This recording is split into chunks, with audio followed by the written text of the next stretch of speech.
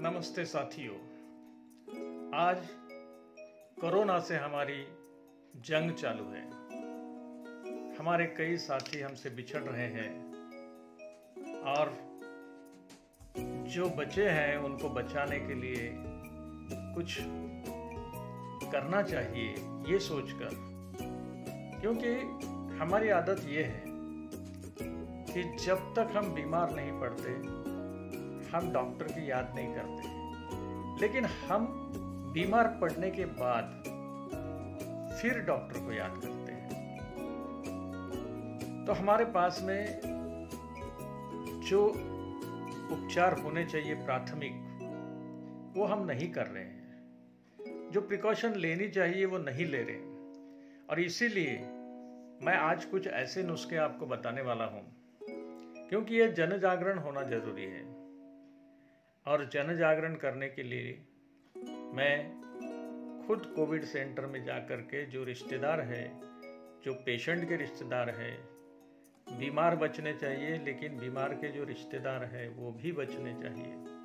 और इस हेतु से हम क्या प्रिकॉशन ले सकते हैं, इस बारे में मैं जानकारी दे रहा हूं। और कोविड सेंटर में जाके और कई जगह पे, जैसे पुलिस मुख्यालय हो गया, पुलिस स्टेशन हो गया, क्योंकि हमारे जो कर्मचारी हैं, सिपाही हैं, उनकी भी जान कीमती है। और इसलिए हम क्या कर सकते हैं वो जान बचाने के लिए, ये मैं आज आपको इस वीडियो के माध्यम से बताने जा रहा हूँ। आप इसको ध्यानपूर्वक देखिए। अगर अच्छा लगा तो शेयर कीजिए, ताकि आपके द्वारा आपके किसी सहयोगी की जान बच सके। आइए सुनते हैं। साथियों, पहले हम काढ़ा बनाना सीख जाते हैं। तो पहले कड़ू नीम का पेड़, उसकी पत्तियां होती है और उसकी कोवली डंठल होती है। वो हर जगह उपलब्ध है, शहरों में भी है, देहातों में भी है। और अदरक, ये दो ही चीज़ आपको काढ़ा बनाने के लिए काम में आने वाली है।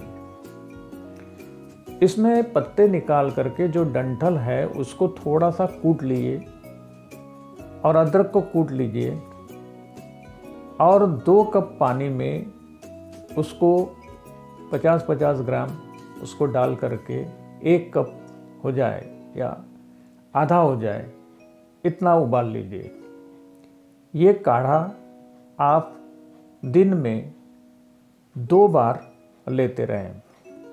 इसमें अगर कड़वापन आपको सहन नहीं हो रहा है तो आप जैगरी मिला सकते, गुड़ मिला सकते हैं, लेकिन शक्कर ना मिलाएं। अब इसके जो पत्ते होते हैं कड़ू नीम के और अदरक, इसको कूटकर आपने अगर इसकी भाप अंदर ली तो हर प्रकार से आपका बचाव होता है। तो स्टीम लेना, भाप लेना, ये भी एक काम की चीज़ है। अब हम देखते हैं कि हमारे यहाँ पे हमें prevention is better than cure, ये सीखना है। तो हमारे पास में कई सारे ऐसी वस्तुएं हैं, जैसे कपूर हैं, उसमें भीमसेनी कपूर जो है उसका प्रयोग कीजिए। उसके साथ में लवंग और अजवाइन, उसको कूट लीजिए। अगर आपके पास में मिक्सर से ज़्यादा अच्छा, अगर आपके पास में कोई खलबत्ता है या जिसको आप पत्थर का ये बोलते कूटने की, तो उससे अगर कूट लिए तो ज़्यादा वो फ़ायदेमंद रहता है। तो उसकी पोटली बनाइए, ये सारे मिश्रण की आप पोटली बनाइए और वो पोटली में ये जो मिश्रण है इसको रखिए और इसको सूंघते रहिए। मतलब हम अब दिन भर अगर बाहर जा रहे हैं, हमको बाहर ड्यूटी करना है, तो वो पोटली को हम जेब में रखेंगे और थोड़ी थोड़ी देर बाद सूंघते रहेंगे। जैसे एक दुकानदार है, सब्जी वाला है, उसको हम सिखाते हैं, समझाते हैं कि भाई ये पोटली को अपने जेब में रखो, एक गिराइक निकल गया तो फिर से एक बार सूंघ लो, उससे आपको सुरक्षा मिलेगी और आपकी सेहत में कोई गड़बड़ी नहीं होगी। तो इसी प्रकार से ये जो मिश्रण है, इसको हम अपने सोते समय अपने बिस्तर पे, अपने सिरहाने पे थोड़ा सा रख लिए तो उसकी जो सुगंध चलते रहेगी, उसके कारण बैक्टीरिया से आप मुक्त रहेंगे। इसके बाद में आपको अगर ये सारा करने के लिए फुर्सत नहीं है तो आप मार्केट से बाम मिलता है, किसी भी कंपनी का लीजिए, जो कि सूंघने के लिए उसका उपयोग कर सकते हैं। वो रुमाल में थोड़ा सा लगा करके आप अपने साथ में रखिए और उसको दिन भर सूंघते रहिए। जब भी आपको मौका मिला सूंघिए। या तो आपका जो मास्क है वो मास्क के ऊपर भी थोड़ा सा आप लगा सकते हैं। उसके जगह नीलगिरी का तेल, लौंग का तेल भी आप इस्तेमाल कर सकते हैं, जिससे ये कोविड के जो जंतु हैं ये आपके नज़दीक नहीं आएंगे या इसकी संभावना कम हो जाती है। अब लौंग आप मुंह में रखिए, बाहर जाते समय ये लौंग को आप अगर मुंह में रख के थोड़ा सा चबाया लेकिन पूरा खाया नहीं, तो भी आपको अंदर में आपका जो है ये एक प्रकार से आयुर्वेदिक सैनिटाइज़र बोल सकते हैं इसको, कि जो जंतु को दूर रखता है। आपने अनुभव किया होगा कि अगर चींटियाँ लगती है शक्कर में तो वहाँ पे लौंग डाल दिया जाता है। लौंग डालने से चींटियाँ बाहर भाग जाती है। तो इसी प्रकार से कोई भी जंतु हमारे जो मुंह है, मुंह के अंदर नहीं जा पाएगा। साथियों, ये जो जंग है ये हमें सावधानी से जीतनी है, क्योंकि ये जंग मेरी या तेरी नहीं, हम सबकी है। इसकी जीत या हार भी हम सबकी है। आज हम सुरक्षित रहेंगे तो कल मिल के हम खिलखिलाएंगे, यकीनन हाथ मिलाएंगे और गले भी लगाएंगे। तो दोस्तों, हम आशा करते हैं कि इसी प्रकार से आप कुछ सावधानी बरतेंगे ताकि आपका परिवार और आप खुद सुरक्षित रहें। जैसे नीलगिरी का तेल बच्चों के कपड़ों पे लगा दीजिए, तो कपड़े पे लगाने से उनके आसपास वो जंतु नहीं जाते हैं। ये नीलगिरी के तेल में ये विशेषता है। तो इसी प्रकार से अगर इतना भी करके आपको सर्दी जुकाम हो जाता है और कफ को आपको अभी डर लगने लगा है, तो कफ हम किस प्रकार से उससे छुटकारा पाएंगे ये भी समझ लीजिए। इसमें सब में पहले आप ये कर सकते हैं कि गाय का घी आप 4-4 बूंद नाक में छोड़िए। उससे क्या होगा कि आपका जो कफ का अटैक है वो कम हो जाएगा। सोते समय इसको कर सकते हैं आप।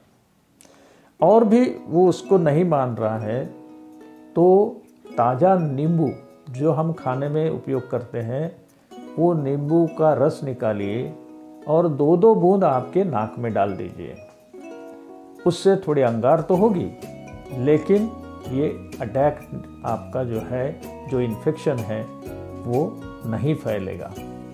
ऐसे 2 दिन तक अगर करते रहे, सुबह शाम 2 टाइम, तो उससे आपको दिखेगा कि आपका ये जो भी हमला है वो हमला भाग गया है या दूर हो गया है। अभी मैं हमला ये प्रयोग इसलिए किया कि हमारा शरीर ये हमारा किला है दोस्तों, इसके अंदर हम रह रहे हैं, तो इसकी सुरक्षा करना भी हमारा ही कर्तव्य है।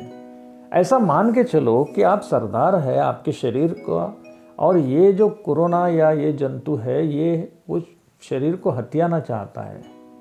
अब आपको बचाना है।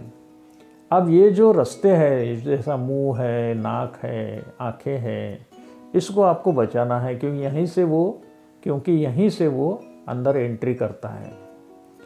तो इसको कैसे बचाया जा सकता है, इसका उपाय कीजिए। दूसरा, ये फेफड़ों पे अटैक करता है। हमारे जो लंग्स होते हैं, सांस लेने के लिए, ऑक्सीजन अंदर लेने के लिए जो व्यवस्था है उसमें वो चला जाता है और वहाँ से वो अटैक करता है। तो सब में पहले हम अपने लंग्स को कैसे बचा सकते हैं, तो हमारे पास में किसी भी कंपनी का बाम या इनहेलर है, इसको ज़्यादा से ज़्यादा हमको प्रयोग कर सकते हैं। जैसे छाती को, पीठ को, सर को अगर हमने बाम लगा दिया तो हमारा जो कफ है वो पतला होकर निकल जाता है। अब कफ को अगर बाहर निकालना है तो और एक इलाज है दोस्तों।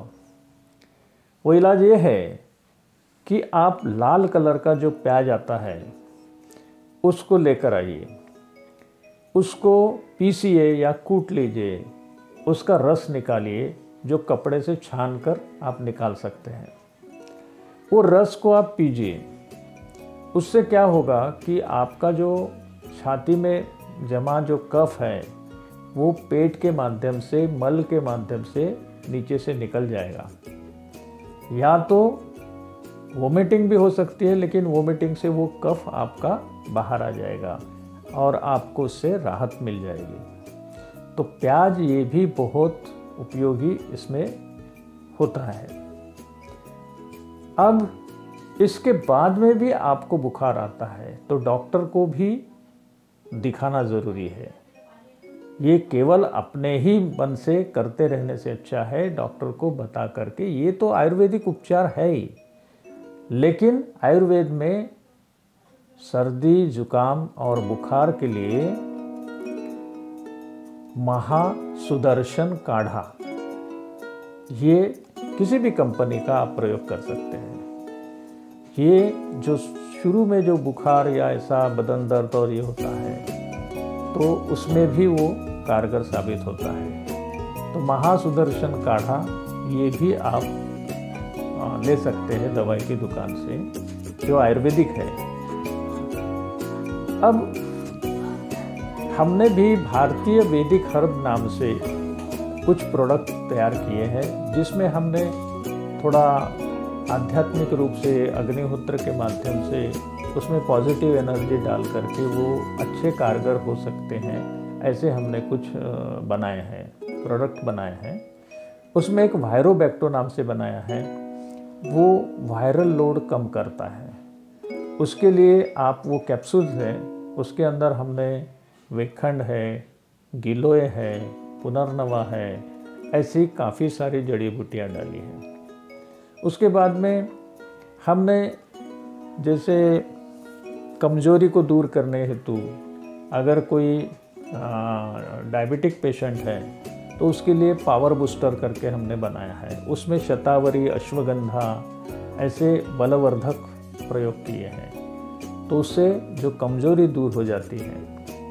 उसके बाद में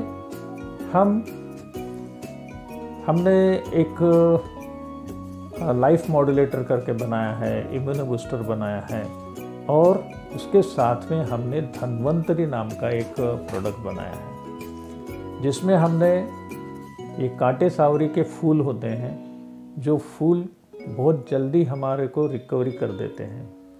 कुछ ऑर्गन्स अपने अगर ये कमज़ोर होते हैं तो पुनर्नवा, अश्वगंधा, शतावरी ऐसे अनेक ये हमारे उत्पादन में डाले गए हैं, तो उसका भी आप प्रयोग कर सकते हैं। हमने आयुर्वेदिक मसाले भी बनाए हैं, जो 12 प्रकार के मसाले हैं, जो खाने में हमने अगर प्रयोग किया तो उस मसालों में हमने शुद्ध एवं गुणकारी मीठे गुलों का प्रयोग किया है और उसमें डाले हैं, मिलाया है, और उसका काफ़ी लोगों के घर में ये अपने आप ही कारगर साबित हो रहा है। आप सादी बात है, लाल प्याज तो खाते हैं तो काले में, तो उसको थोड़ा सा सेंधा नमक लगा के खाइए, उससे भी आपको लाभ हो सकता है। तो ये जो मिशन है, हम सब मिलकर के लड़ेंगे, और जिसको भी कुछ सवाल होंगे वो मुझे पूछ सकता है। आप सभी की सेहत अच्छी बनी रहे, इस हेतु ये वीडियो बनाया है, और इस वीडियो का आप जितना शेयर कर सकते हैं उतना करिए, उससे सभी को लाभ हो। जय हिंद, जय भारत। जय हिंद, जय भारत। ये जंग हमें जीतनी है। जय हिंद, जय भारत। हम सब मिलकर ये कोरोना से जंग जीतेंगे। इसी विश्वास के साथ में आपसे इजाज़त लेता हूँ। मेरा आप सभी को प्रणाम। आपने सुना उसके लिए बहुत बहुत धन्यवाद।